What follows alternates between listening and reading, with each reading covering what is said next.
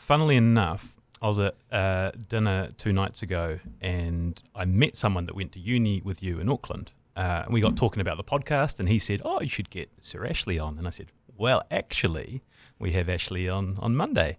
And so Dr. John Bonning, Yes. I sort of said, "Well, give me the dirt. There's got to be dirt. What was he like at university?"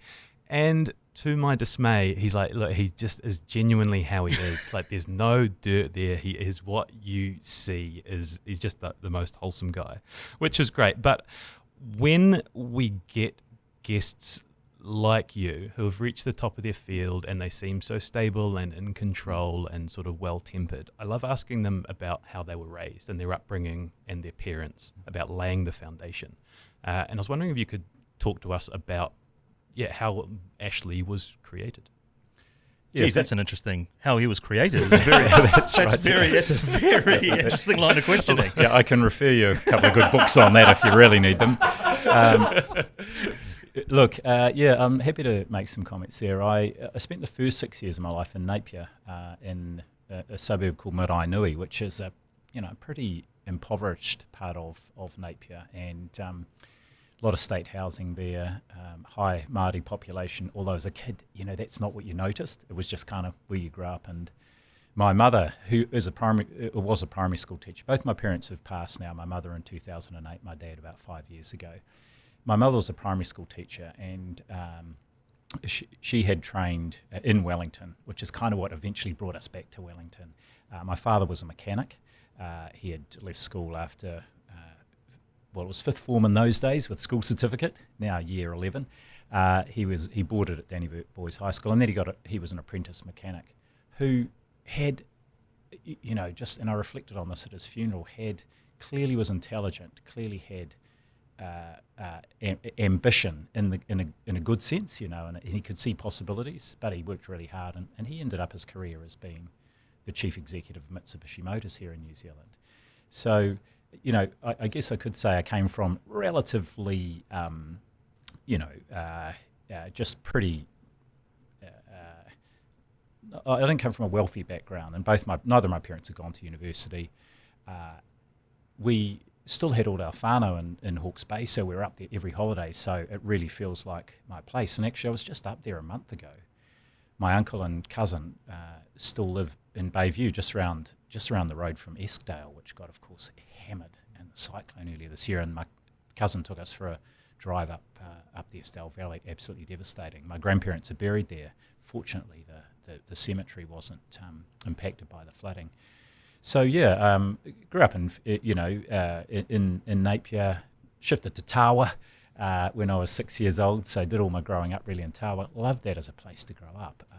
Went to the local school till I moved on to Scots, but it was the sort of place where, and I hope there are still neighbourhoods like this, but after school we just kind of were on the street. We owned the streets. We were on our bikes. We built trolleys. We would race those up and down the hills, and there'd be a bit of carnage. There was bush over the road and farmland, so I think in a sense I feel really privileged by that upbringing there in Tawa. Were you a competitive kid?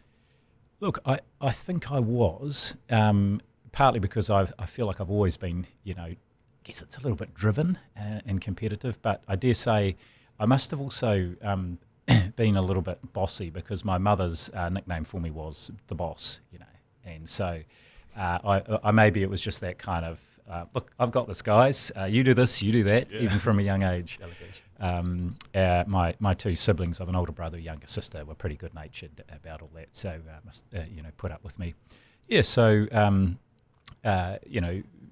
Napier, Tawa, and then in Form 1, my parents made a big decision. My brother was a year older, a class ahead of me at school, so they made the decision to send us into Scots to do our intermediate years, years 7 and 8, and then we kind of got we liked it there, and we kind of fitted in, and we loved all the opportunities, so we ended up finishing our schooling there at Scots in Wellington. Yeah. Did you have this thirst for learning and growing and getting better as a person? Like, did you, and where did that come from? Yeah, absolutely. I think maybe it's something a quality I really admire in people, and I wish I was more of this, and it's something I aspire to, is to be curious.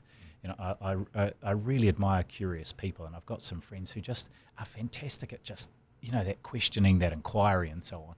But I did, I enjoyed school. I enjoyed learning. I enjoyed all of it. So, my time at Scott's, there was virtually nothing I didn't do. The only thing I didn't do was debating, but probably because I just couldn't fit it in. But, it was every sport that was on offer. I was in the pipe band, doing that essential, very skilled role of being the bass drummer. I was in the choir, I was in the orchestra, I played at rugby, and I was in the school plays. So whatever was on offer, I was doing it. And so, I guess that was sort of just an interest in trying different experiences and kind of gathering life experiences. Yeah. We went to Auckland Uni. One of the interesting little quirks we picked up on our notes is that you often hitchhiked from Auckland to Wellington during the uni years. Is this something that you did a lot? And do you have any interesting hitchhiking stories? Yeah, plenty. That you can share? Yeah. Look, I started hitchhiking at school. I would often have a late either rugby practice or play practice at school, and we lived out in Tawa, so it was train and bus often, bus and train to get home. So I'd go to the Wellington railway station. I'd see, the train's in 15 minutes, but I'll just pop out onto platform 9 and stick my thumb out and see if I can get a lift, and invariably did.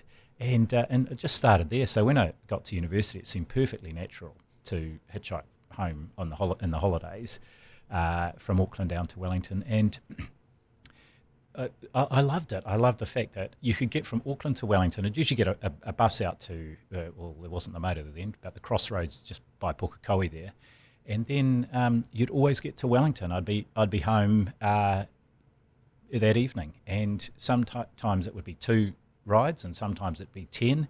I hitchhiked with a mate. Actually, this is a slightly further forward story, but we ended up sailing a boat helping sail a boat from Australia, Rockhampton, to Auckland. It was a pretty torrid trip. This is when I was on a year off med school. And then we hitchhiked to Wellington, and we got 10 rides that day, and it included like a couple of farming women who had the dogs in the boot of the Holden, and then I did one stretch of the journey on lying on boxes of grenades in the back of an army Land Rover, and we were sort of in the cab of a truck and so on. It was just great. But the most memorable trip was one from actually Wellington to Auckland, and it was when I was on my way off overseas. Actually, later that year, I took a year off after 3 years at medical school, and I was heading on the big OE to Europe, and I got a great lift with a guy from Porirua through to Kapiti, or probably Otaki, and he knew Peter Blake really well, and he told me this was before Blake did all his big trips, and he said, I've just had dinner with Peter Blake, and he's going to do this trip around the world, try and break the 80 days, and then he's got this, he's done the deal with Lion to get the sponsorship Steinlager to do this, compete in the round the world race, and then he's going to do this third thing. So that was quite well. Then I got to Otaki, and I got picked up in a Porsche 930S, and this guy took me all the way to Auckland.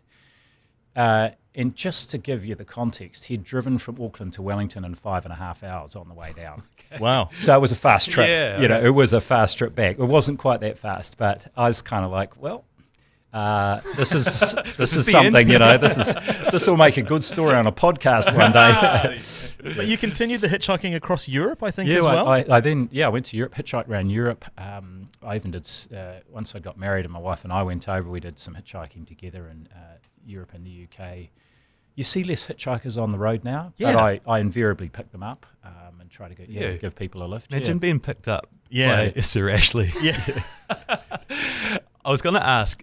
You've got 3 kids. If they told you they were hitchhiking, are you okay with them doing it? Well, my daughter, if she was by herself, not really.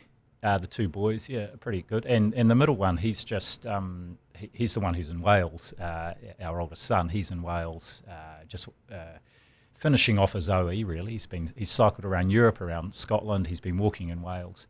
And we were talking to him this time last week, and he was walking along in the dark. It was at night there, and we said, where are you going? He said, I'm just going to find somewhere to sleep. And I thought I was getting finding a camping ground or a B&B or something. So next morning, where did you sleep last night? I found this abandoned barn. It's great. And he said, look, I'll send you a photo. It's just been re-roofed, so they must be, doing it up. But so he's been hitchhiking around and just cycling and mostly camping wild, and had a fantastic time of it. Yeah, those are the memories. That's a great way to build interpersonal skills, I guess, as well. Like getting into a vehicle with a complete stranger and then having to make conversation for hours on end. Totally, yeah. I did have a couple of hair-raising rides. I won't go into the details, but it is really interesting. You just meet interesting people, and you can just connect. And of course, hitchhiking around Europe, the other great thing there was people would say, "Oh, where are you staying tonight?" And I ended up staying in. And some of those people I am still, that I met there, I'm still in touch with. Yeah. Awesome. So you do your studies, you come out the other side as a doctor, and so you're a house surgeon, which I assumed meant you were a surgeon, but Seamus is in a relationship with a doctor and tells me that's not the case. Well, I was in Stephen's camp. I was like, why would you give away surgery for public health? And she was like, no, that's the name for a junior doctor. Indeed, that's the one.